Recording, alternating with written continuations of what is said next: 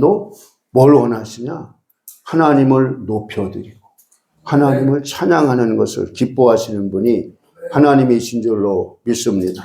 그래서 시편 134편에도 밤에 여호와의 성전에 서 있는 여호와의 종들아 여호와를 송축하라.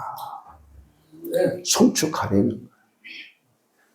여러분, 주님을 바라봐라. 주께 간구해라. 이렇게 말하지 않고 주님을 송축해라. 이런 주님의 이름을 높이는 것이 지혜인 줄로 믿습니다. 주의 이름을 부르는 자는 구원을 받는다. 여러분, 누가 주의 이름을 부르냐?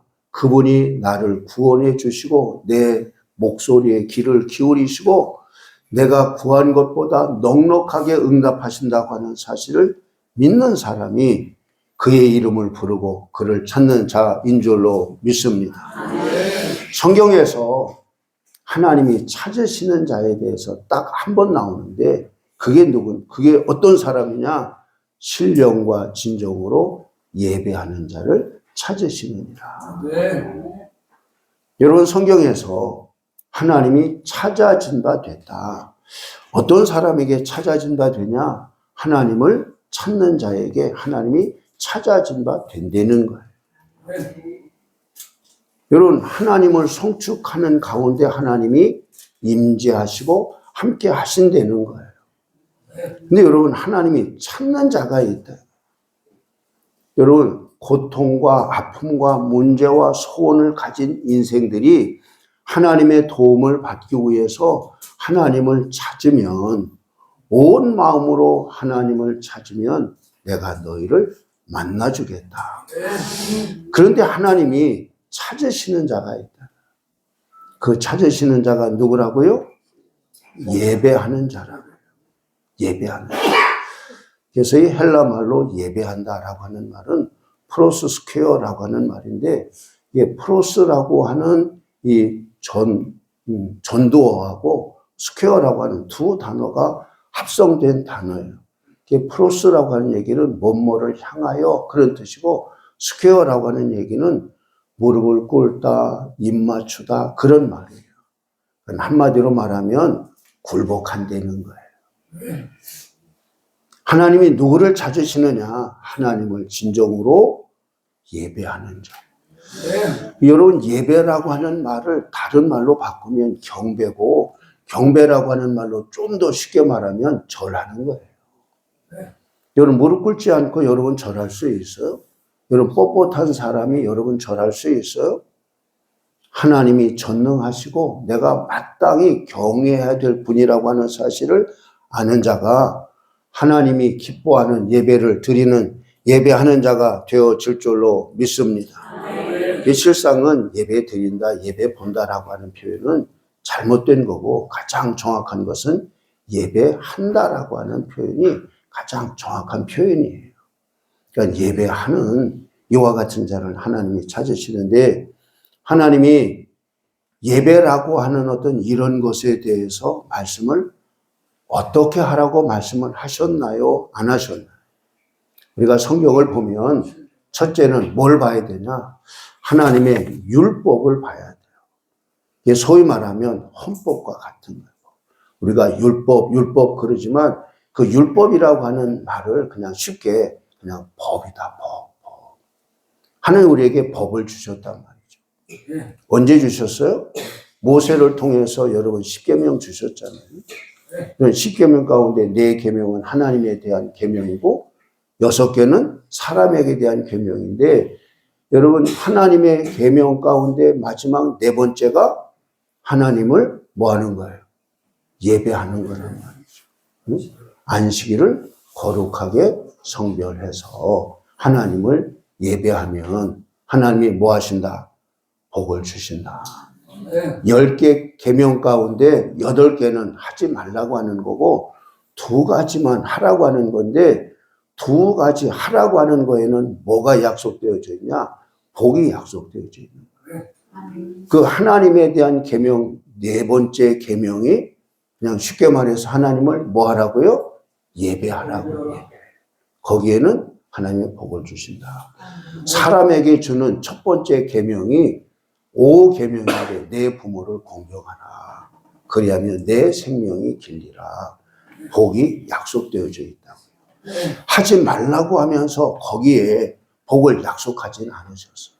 근데 적극적으로 하라라고 말씀하신 거에는 이처럼 하나님이 복을 약속해 주셨어요.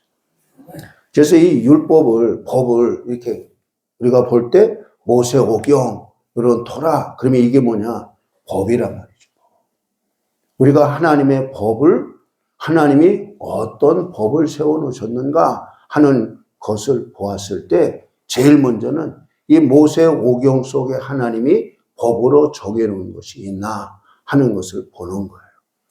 그 다음에는 이런 역사 속에서 신앙의 위인들이 어떻게 그것을 지켰나 지키지 않았나라고 하는 것을 보는 거예요. 또 본다면 우리가 성경적으로 보면 뭐가 있냐? 바벨론 포로가 몇 년이에요? 70년이잖아요. 70년. 그리고 70년 후에 이제 성전을 다시 짓고 그 이후에 어떻게 이렇게 했나 하는 것을 보는 거예요. 그래서 지금 제가 세 가지 측면에서 말씀을 드리려고 하는 거예요. 뭐에 대해서? 초하루 예배에 대해서. 민수기 10장 10절 말씀에 보면 민수기니까 여러 모세의 오경 가운데 하나잖아요. 민수기 10장 10절 28장 9절 11절 또 너희의 희락의 날과 너희가 정한 절기와 초하루에는 번제물을 드리고 화목제물을 드리며 나팔을 불라 그로 말미암아 너희 하나님이 너희를 기억하시리라. 하나님이 기억한다. 뭐 할 때? 초하루에 번제물을 드리며 나팔을 불 때 하나님이 기억하신다는 거예요. 나팔을 부는 목적이 바로 뭐냐? 사람들을 모여라 그럴 때 적군이 쳐들어온다 하는 이런 거에서 나팔을 불었단 말이죠. 내 전쟁에 나갈 때 나팔을 불었는데 나팔을 부는 그 이유가 바로 뭐냐? 나팔을 불면 하나님이 나가서 싸워주시겠다는 거예요. 누가 나가서 싸운다고요? 하나님이. 그러니까 여러분 나팔을 불면 하나님이 나가서 싸워주시니까 뭐 할 수밖에 없어요? 이길 수밖에 없는 거죠. 그러니까 여러분 제가 지난번에 한번 말씀드렸잖아요.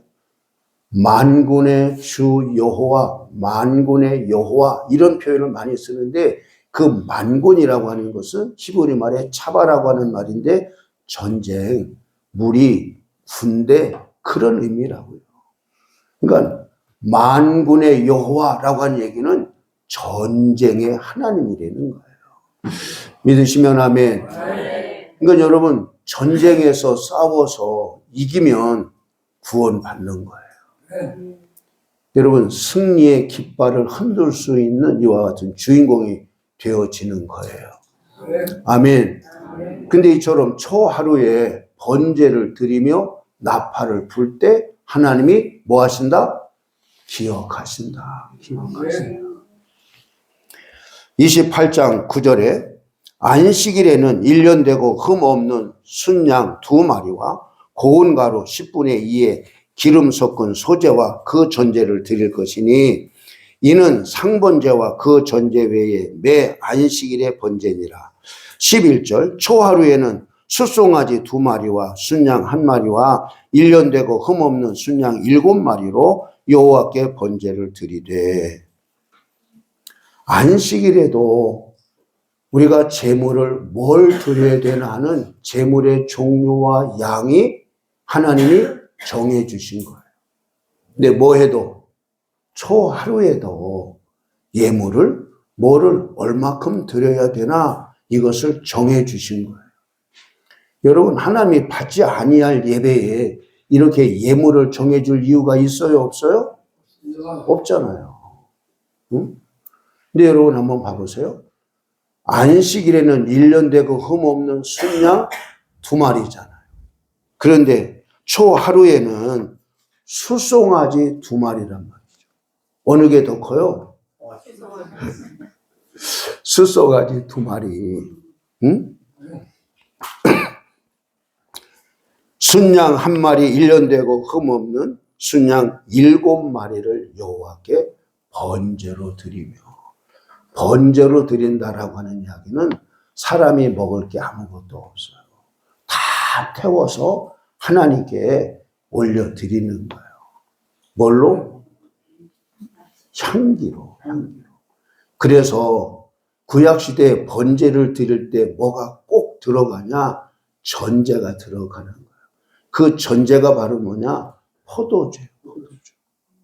그러니까 포도주를 왜 하냐? 이게 짐승에는 냄새가 나잖아. 노린내 나고 좋지 않은 냄새가 나잖아.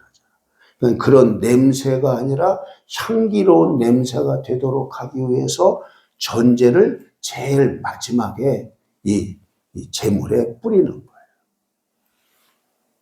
이런 하나님께서 법으로 안식일을 지키라 하시고 제물을 정해 주셨듯이 초하루에도 초하루 예배를 드리라 하시고 예물을 정해 주셨습니다. 아멘. 넘어가서. 그러면 하나님의 마음에 합했던 다윗이 왜 하나님의 마음에 합했냐? 여러 가지를 말할 수 있어요.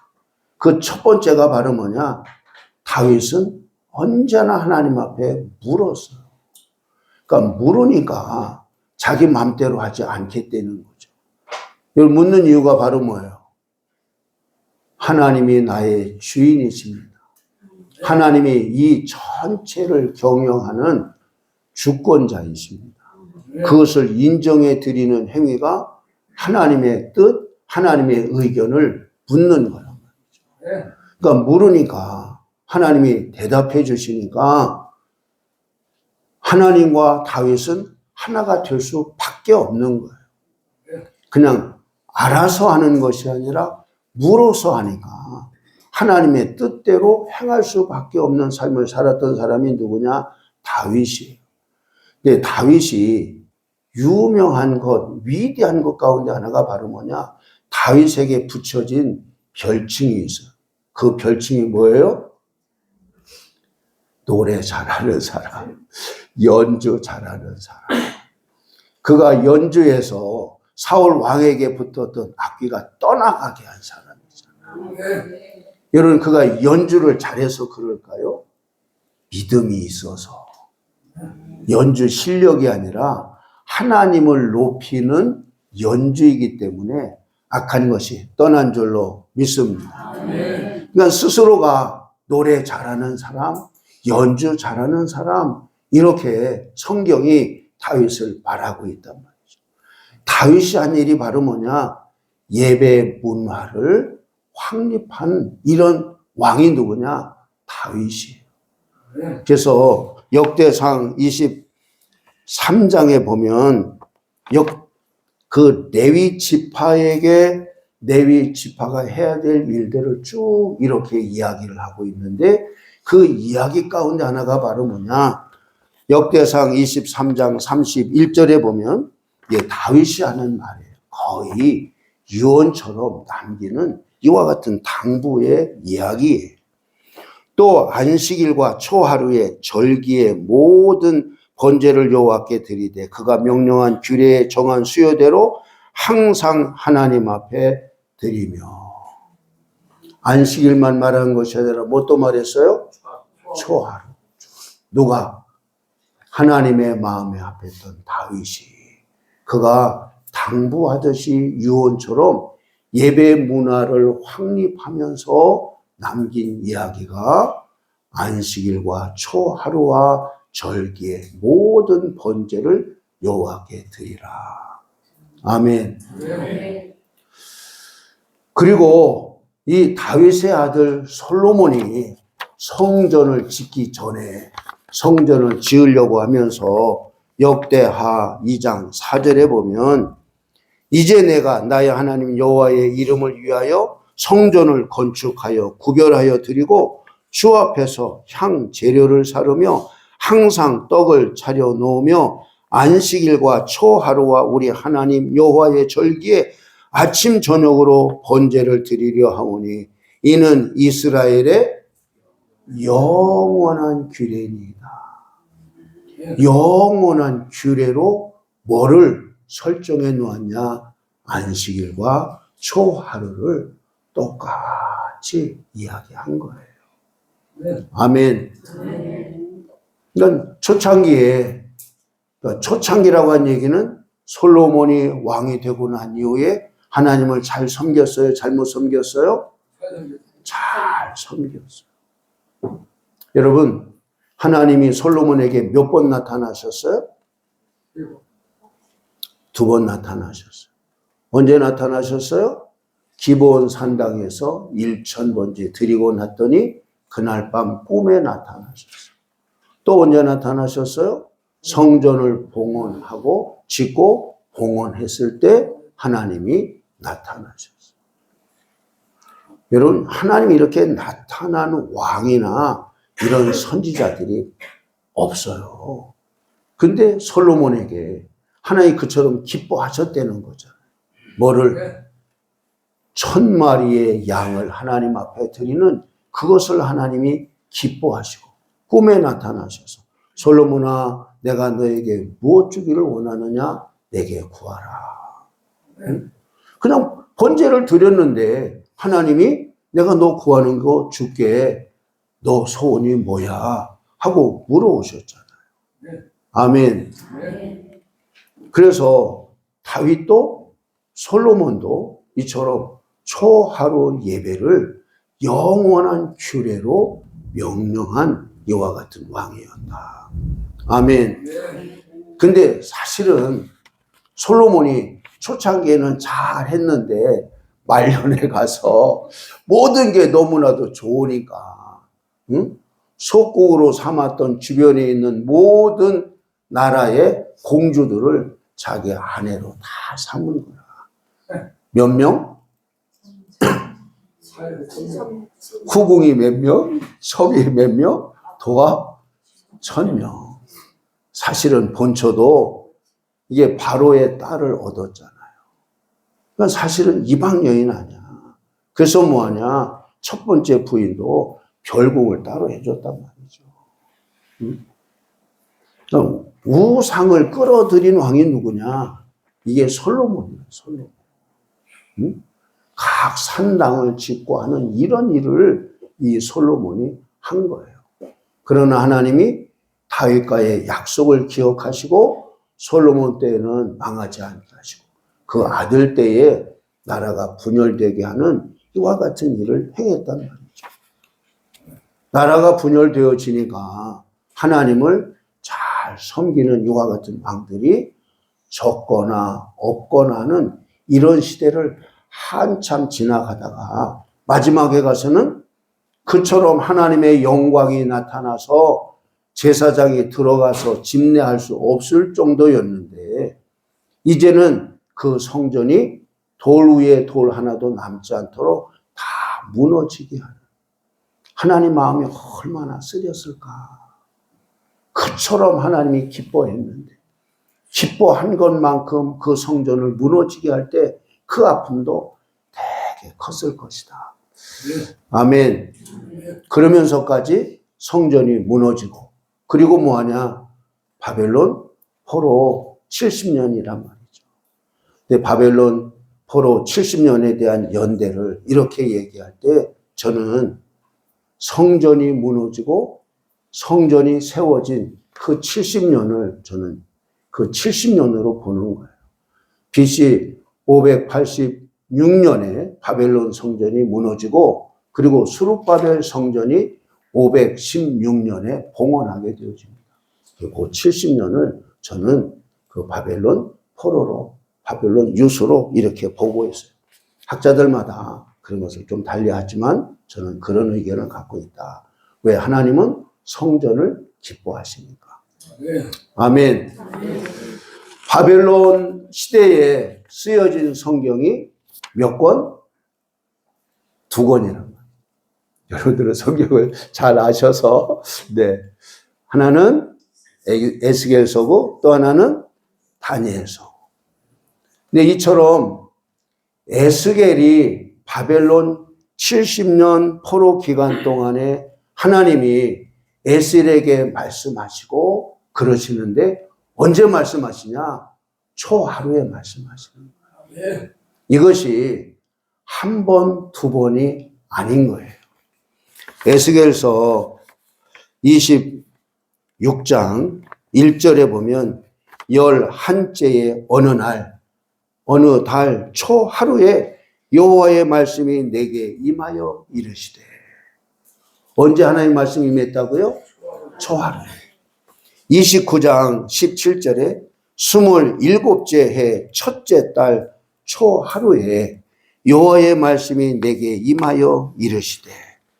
31장 1절 11째 해 셋째 달 초하루에 여호와의 말씀이 내게 임하여 이르시되.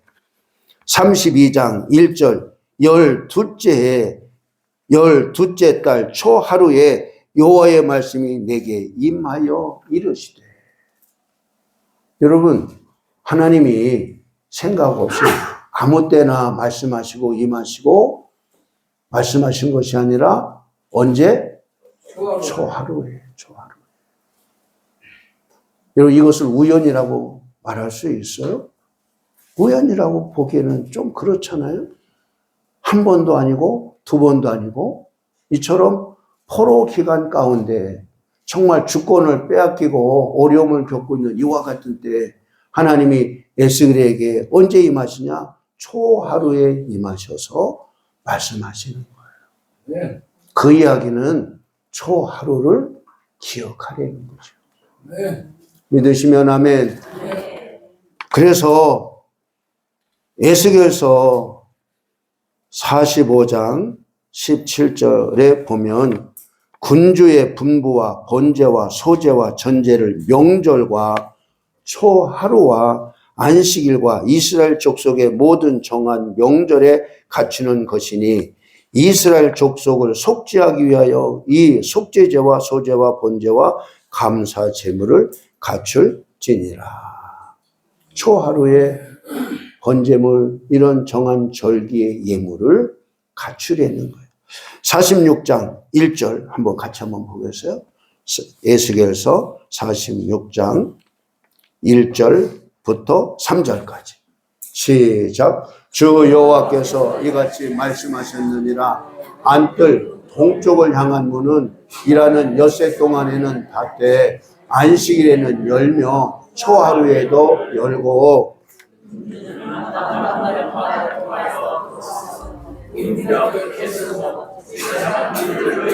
번제와 감사제를 드릴 것이요 군주는 문 통로에서 예배한 후에 밖으로 나가고 그 문은 저녁까지 닫지 말 것이며 이 땅 백성도 안식일과 초하루에 이 문 입구에서 나 여호와 앞에 것이며. 아멘. 여러분, 문도 언제는 열으라는 거예요? 안식일과 초하루에만 열려는 거예요. 엿새 동안은 뭐하고? 닫아놓고. 여러분, 이것이 하나님이 지금 주권을 빼앗긴 이스라엘 백성이 눈물 가운데 살아가고 있는 상황 속에서 에스겔 선지자를 통해서 주신 말씀이라. 그러면 이스라엘 백성들이 왜 포로와 이런 고통과 눈물의 시절을 왜 겪게 됐나? 이런 안식일을 지키지 않고 초하루 예배를 드리지 않고 이것이 그들이 지금 주권을 빼앗기고 어려움을 겪는 이와 같은 처지라는 거예요. 그러니까 뭐가 회복되어져야 되겠어요? 예배가. 옆에 사람 인사하세요. 예배가 회복되어져야 됩니다. 여러분, 예배의 회복이 우리의 인생의 회복이에요. 여러분, 예배의 회복이 하나님과의 관계가 개선되어지는 거예요. 예배가 없는 여러분 신앙생활은 가짜예요. 코로나를 지나면서 집에서 TV로 예배하는 것이 당연하고 괜찮다고 생각하는 사람들이 많은 것 같아요. 그래서 지금도 그 코로나 이전의 그 상황을 회복하지 못한 이런 교회들도 있더라고요, 보면. 응? 여러분, 언제 우리가 TV로 드려도 된다고 이런 의식이 언제부터 들어왔는지. 응? 우리는 모이기를 힘써야 될 줄로 믿습니다. 제가 성경을 읽으면서 하나님이 가장 기뻐하는 것은 성전 예배다. 여러분, 하나님이 복을 주신 여러분 사람을 찾으라. 그런 두 사람이란 말이죠. 한 사람은 믿음의 조상 아브라함이고, 또 한 사람은 하나님께 하나님의 집을 져드리고자 했던 다윗이란 말이죠. 그러니까 마태복음 1장 1절에서부터 예수 그리스도의 계보라. 근데 예수 그리스도의 계보가 누구를 통해서? 아브라함과 다윗을 통해서 이게 흘러간단 말이죠. 그러니까 아브라함에게는 내가 복이 될지라. 너로 인하여 천하 만민이 복을 받게 될 것이다. 다윗을 통해서는 너는 나에게 집을 줘주지만 나는 너에게 왕위를 주겠다. 그러니까 하나님께서 다윗에게 내가 다윗에게 거짓하지 않냐고 맹세한 것을 반드시 지키겠다. 시편 89편에 있는 말씀이에요. 그러니까 여러분, 시편을 모르면 다윗을 모르는 거예요. 다윗을 모르면 하나님을 어떻게 기쁘게 하는지를 모르는 거예요. 그래서 여러분들이 시편도 여러분 자주 읽으시기를 바라요. 저는 하루에 잠언 1장, 시편 5편. 그러면 한 달에 잠언 1번, 시편 150편을 읽는 거예요. 150편이니까 5편씩 하면 한 달이면 10편을 읽는 거예요. 읽다 보니까 아, 그렇구나. 이게 보이는 거예요. 옆에 사람하고 인사하세요. 성경을 많이 읽읍시다. 성경을 많이 읽어야 하나님의 마음을 알 수 있어요. 성경을 많이 읽어야 하나님이 가시는 걸음이 보여요. 성경을 많이 읽어야 영적인 비밀을 깨닫게 돼요. 아멘. 오늘도 제가 잠언 1장을 보았는데 잠언 1장 23절에 보니까 이런 말씀이 있더라고요. 나의 책망을 듣고 돌이키라. 그리하면 내가 나의 영을 너에게 부어주며 나의 영을 부어주겠다는 거예요. 잠언 생각하면 지혜만 생각하잖아. 23절 같이 볼래요? 시작. 나의 책망을 듣고 돌이키라. 보라, 내가 나의 영을 너에게 부어주며 내 말을 너에게 뭐 한다고요? 보인다고요. 보인다는 얘기는 뭐예요? 나타내 주시겠다는 거예요. 뭐 할 수 있도록 우리가 확인할 수 있도록. 믿으시면 아멘. 저희 권사님들하고 단톡방을 만들어서 매일마다 한 장을 읽고 그 가운데 기억하고 싶은 말씀을 한 절씩 이렇게 올려요. 제가 오늘 저 말씀을 그 단톡방에 올린 말씀이에요. 나의 책망을 듣고 돌이키라. 보라, 내가 나의 영을 너에게 부어주며 영을 부어주겠다라고 한 얘기는 내 진액을 너에게 쏟아 부어줄 거야. 그 얘기와 똑같은 거예요. 여러분, 우리의 영이 우리 나거든요.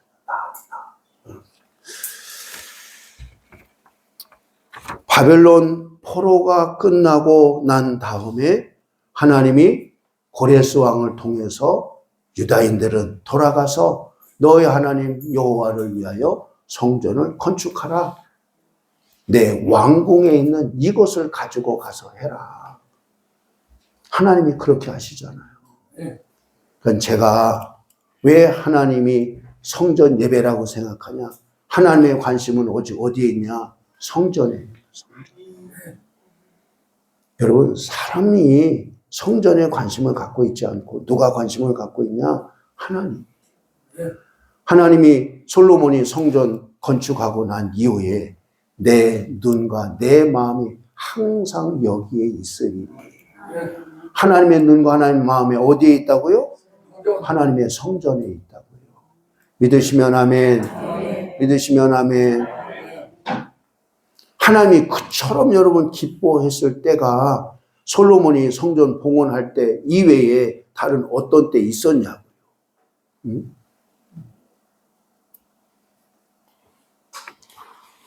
바벨론 포로가 끝난 이후에 하나님이 고레스 왕을 통해서 돌아가서 예루살렘에서 성전을 지으라.